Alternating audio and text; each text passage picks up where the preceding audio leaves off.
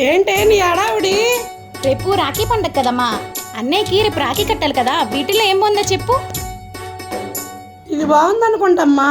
లేదు, ఇదే బాగుంది. మరి నన్ను ఎందుకు అడుగుతావే?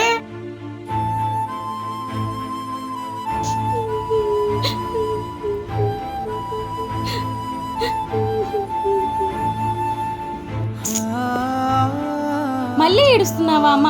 ప్రతి రాఖీ పండగకి ఏడుస్తానే ఉంటావు. మీ తమ్ముడు నిన్ను ఎప్పుడో మర్చిపోయాడమ్మా.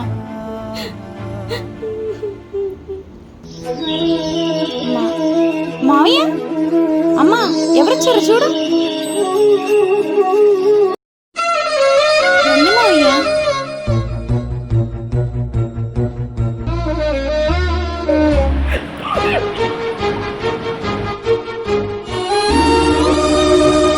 నువ్వు వచ్చేవంటే నమ్మలేకపోతున్నాను రా తమ్ముడు.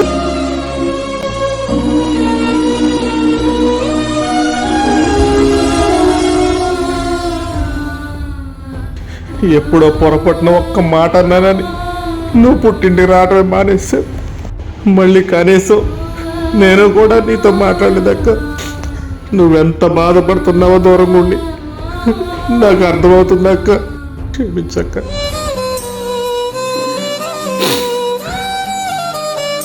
మూడు సంవత్సరాల దాకా నువ్వు నాకు రాఖీ కట్టి నన్ను క్షమించి నువ్వు మన ఇంటికి వచ్చి నాకు రాఖీ కట్టక్క.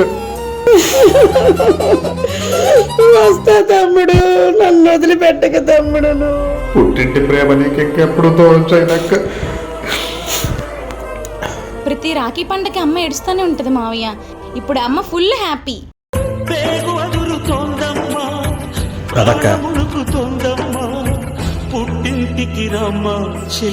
ఏంటి లలిత గారు చాలా హ్యాపీగా ఉన్నారు? ఎక్కడికే? మా తమ్ముడు వచ్చాడు, మా పుట్టింటికి వెళ్తున్నా నేను. ఓహో, అయితే రాఖీ పండుగ ధూమ్ ధామ్గా ఉంటది అనమాట ఈసారి.